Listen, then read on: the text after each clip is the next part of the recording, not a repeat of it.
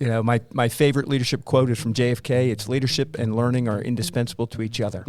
So the learning never stops. And learning about whatever substance it is you're trying to lead your organization through, or learning how to lead the best way possible to ensure your organization continues to make the progress or achieve whatever goals it has.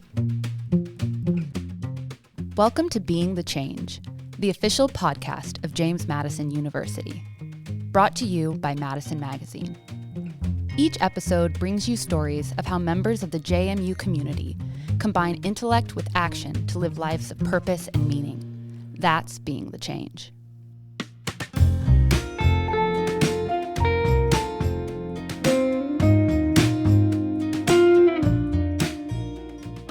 What's up, JMU? Andy Perrine here. Welcome to Being the Change. In this episode, we're going to talk about leadership. And we've got two aces here in our hand in terms of being able to talk about leadership. We've got an alumnus, General Matt McFarland is here. Matt's class of 92. He's a 3-star general in the U.S. Army. Welcome, General. Thanks for having me, Andy. Super excited to be back on this campus. Well, it's really great to have you. General McFarland's was on campus to collect the Ronald E. Carrier Award, which is the top award from the Alumni Association, and it's for great accomplishments that benefit society. So we're really honored to have you on the program. And also with us is the JMU ROTC Duke Battalion Commanding Officer, Lieutenant Colonel Andy Bryant. Andy, welcome. Sir, honor to be here. Honor to be with General McFarland today. Well, thank you for shuttling him around campus on his busy, busy day. So I said that we're going to talk about leadership, and we're going to get to that in a minute. But I'm going to brag about General McFarland for a little bit here. He is the commanding officer of I Corps, and if any of you are MASH enthusiasts, you'll remember I Corps. It's basically the entire Pacific Theater. There's about 45,000 troops in General McFarland's command, and he's a 3-time Bronze Star winner, which is for meritorious service in combat. He's jumped out of many perfectly good airplanes. He's very impressive.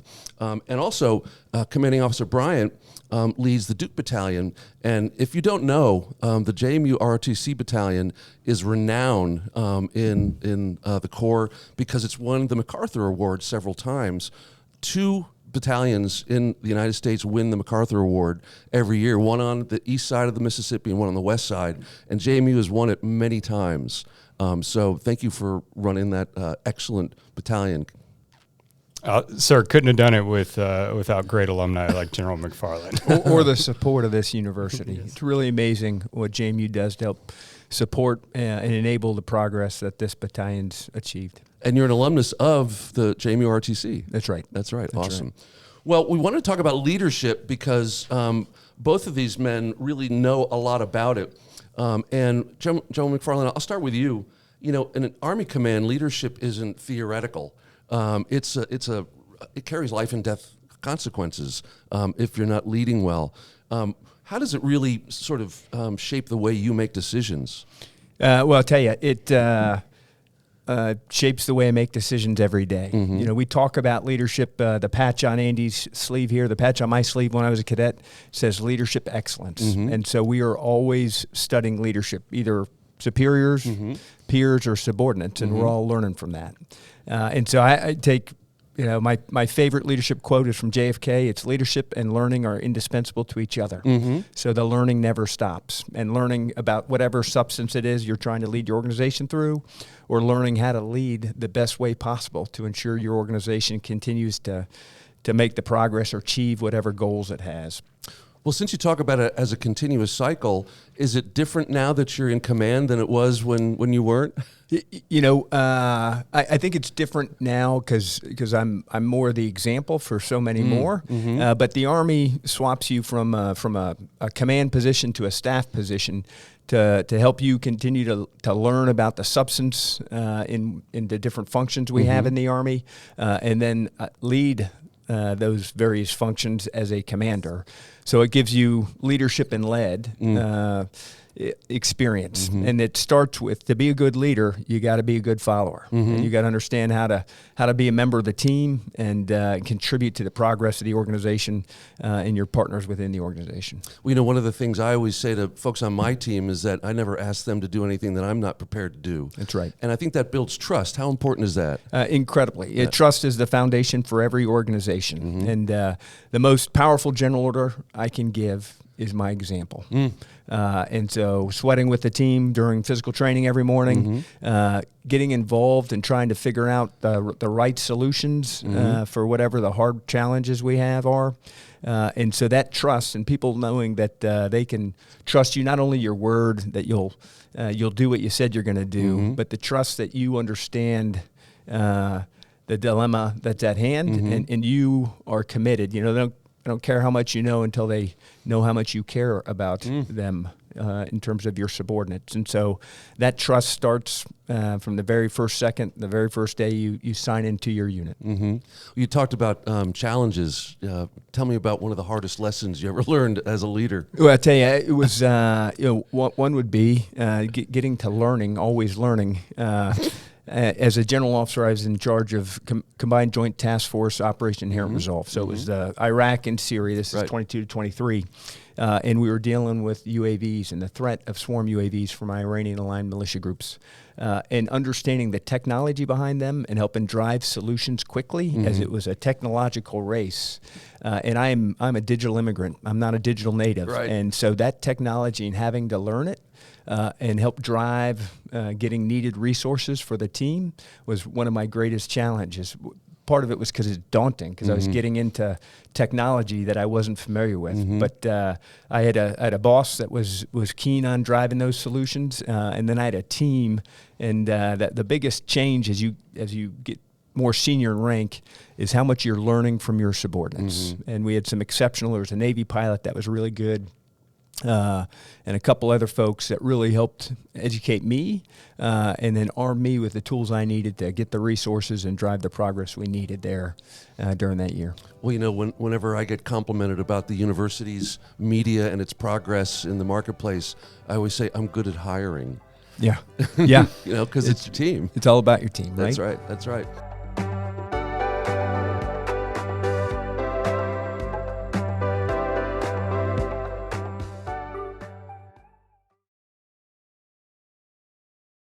Let's move it over to Lieutenant Colonel Bryant. You've got a command, but it's a bunch of 18 to 22-year-olds.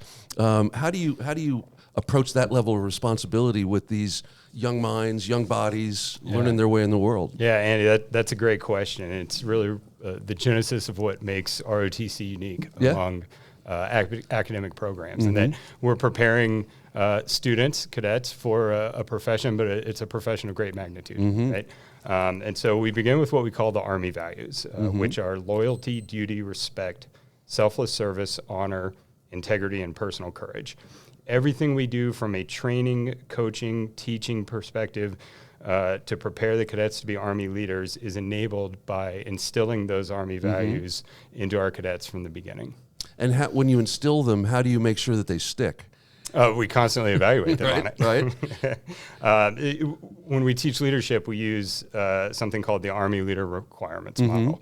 And it's made up of 6 categories of effective leadership, including character, presence, intellect, leading, developing, and achieving. And the essence of this model is that it focuses on what a leader is, which are the attributes of character, presence, and intellect, and then in what a leader does, which are the competencies of leading, developing, and achieving in their organizations. And we find that this model of leadership is applicable at all levels, from the Army team leader all the way to the Army Corps commander. Well, I was going to ask that about the different levels of leadership.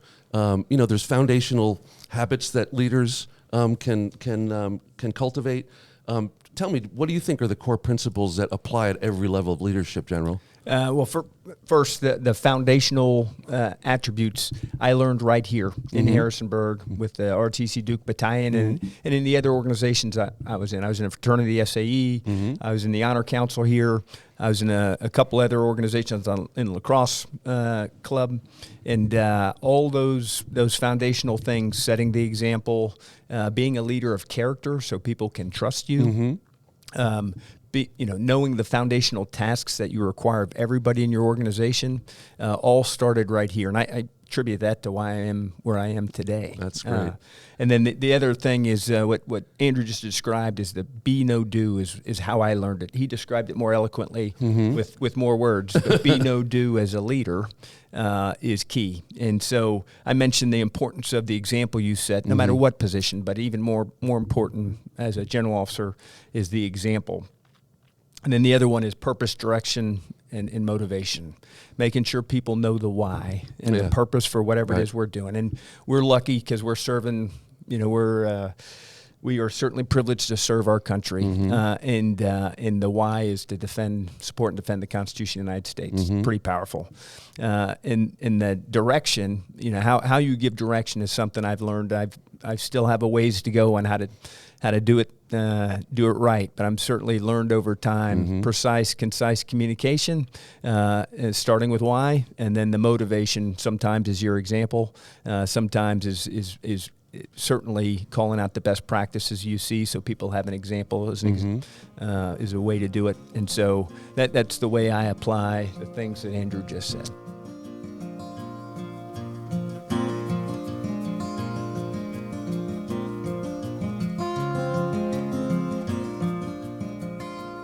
Well, working for a mission-driven organization has its challenges, but it also has its privileges. Waking up every morning knowing that I'm helping JMU make its way that's right. is really motivating. Do you find the same, General? Yeah, absolutely. We're I mentioned privilege to serve. We are lucky. I mean, I just got back from Thailand. We're in a large exercise there. I get to see service members from across the Joint Force, and certainly a lot of Army soldiers during these exercises who all have a common sense of purpose. Unity of effort because we are ready to fight if needed. And I think everyone grafts onto that, and everybody volunteers in the United States Army. Everyone signs up to serve, and so it is pretty powerful in terms of the common sense of purpose across the force. Well, having seen action, you can credibly say to your troops that you don't want to see any more action. That's right. That's exactly right. In punctuating a key aspect of leadership, the moral courage. When I was a young officer, I thought moral courage was about having the courage to jump out the door of an airplane while in flight, or to go on a mission and rappel into an objective.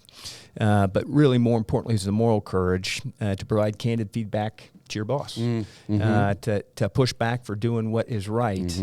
Often that takes more guts than jumping out of a door.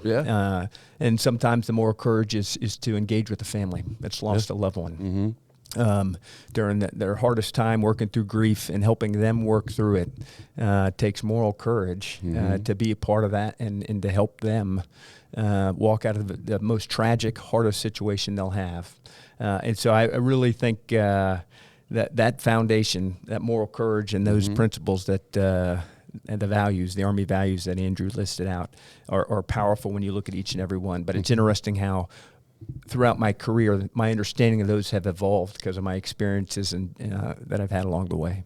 Well, you talk about telling a senior officer something that they might not want to hear. The way I say it to my team is, only your real friends tell you when you have spinach in your teeth. That's right. And you crave that honest, candid feedback because, there's no perfect leader. There's no perfect organization. The best organizations are the ones that can see themselves, empower subordinates to give that feedback, and then make changes to drive progress to get better every day.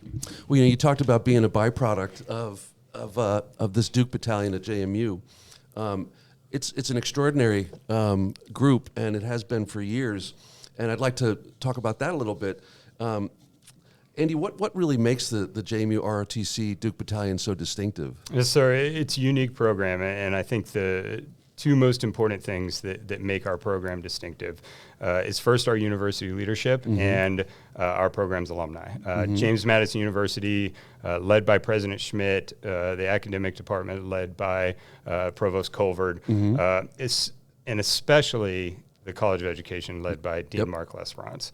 They are, from top to bottom, very supportive of our mission to commission leaders of character in the Army. The College of Education provides us with a tremendous amount of resources to ensure that our cadets receive the highest level of leadership training and education before they commission. And then our alumni base is amazing in supporting our program with scholarships, with mentorship for both our cadets and our instructors. Our invested alumni base really goes a long way towards contributing towards the culture of our program, both because of the traditions they set and the involvement that they still have in our program. So we really have what's called really a perfect storm of support from the university, support from the community, invested support from our alumni that allows us to achieve great things. Well, you mentioned culture. We've won the MacArthur Award several times. That to me is a testament to the culture. How does culture get built? I mean, I guess we have a living example sitting right next to you here in the general. But how do you maintain that kind of culture and perpetuate it so that the cadets in the future can enjoy? Yeah, culture is incredibly important. And when you have a culture of high performance with strong values at the same time, it drives those that are invested to constantly improve in the organization. I was actually the other day speaking to another alumni general officer of our program, and he really hit the mark when he said, it's easy to talk about high standards. It's another thing to put the work in to achieve them. True that. General, as a byproduct of this Duke Battalion, what did it bestow in you that you still carry today? Well, first, Andrew mentioned the external support from the university that helps the battalion be successful. Some really strong cadre, but it's how they empowered the cadets to run the program and learn hard lessons along the way, right? And then it's the life skills you get at JMU. I attribute my success in life to what I learned as a student here, the community life here. The Army is a community of communities, team of teams, and certainly here at JMU you learn that with all the different extracurricular activities you can do. Speaking of that, did you find it difficult to be on the Honor Council and in a fraternity? I didn't, but I was fairly busy when I was here. I probably should have studied more. I think my GPA would reflect that. I think all alumni say that. Yeah, but it's the sense of community here. My best friends from JMU are all, one's a firefighter, a battalion or a captain too in the Arlington County Fire Department, super strong leader, selfless service to his community. Two of my very close friends are retired colonels from the Army. It's in other fraternity in lacrosse mates are all teachers giving back to the community. It's really a great.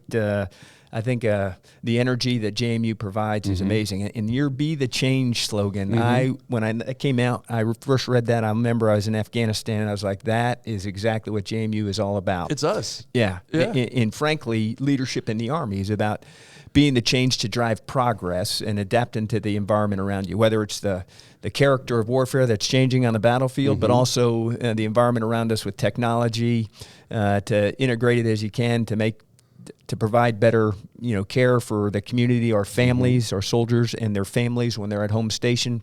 And really a huge fan of the Be the Change and this podcast that helps promote it. Well, listeners, I did not ask the general to say that. I promise you.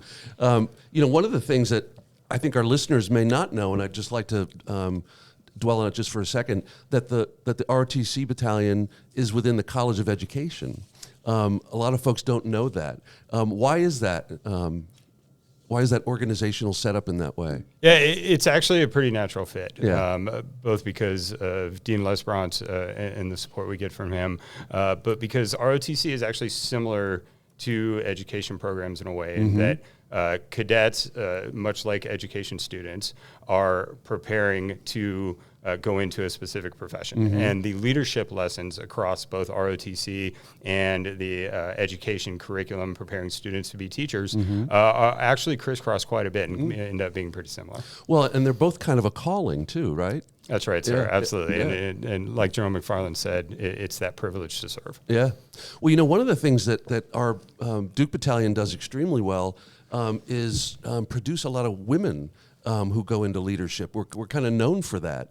It's a distinction for us. Why do you think that is, General McFarland? Well, first, part of it's probably the percentage of females at JMU compared to males. Yeah. Certainly more. But I think the nursing program here is super strong. I also think the program, when I was in it, we had 2 female Ranger Challenge, female Ranger group members, and many others that are excelling in the Army. Because they know they can do the job and do it better than anybody else. And these kind of leadership principles, I mean, they're great in uniform, and they also work out of uniform too. A lot of our cadets go on to either serving and then retiring, or just go into leadership roles elsewhere too, don't they? That's right. Yeah. And you talk about the difference between civilian and military leadership. I would tell you the best military leaders are the ones that don't need the rank on their chest or their shoulders, but they're applying the leadership principles that apply to the human being. And so they drive progress. They provide that motivation better than anybody else. And it doesn't matter what ranks on their chest. Everyone's better. Their bosses, peers, and subordinates, as I said. So applying leadership that way and understanding that it's not about the rank on your chest. It's about leading correctly. Caring for your formation, setting the standard, being the example for them, and then helping subordinates succeed. And so it's not about yourself as a leader. It's about your subordinates and their success. Well, and that requires a great deal of humility, doesn't it? It does. Yeah. And, a lot of people think that strong leaders have big egos, but some of the best leaders really have no ego. That's right. Yeah, it's That's true. right. Yeah.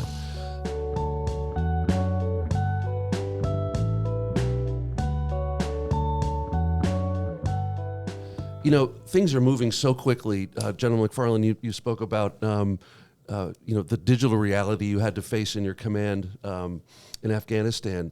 Things are moving so quickly, technologically, societally.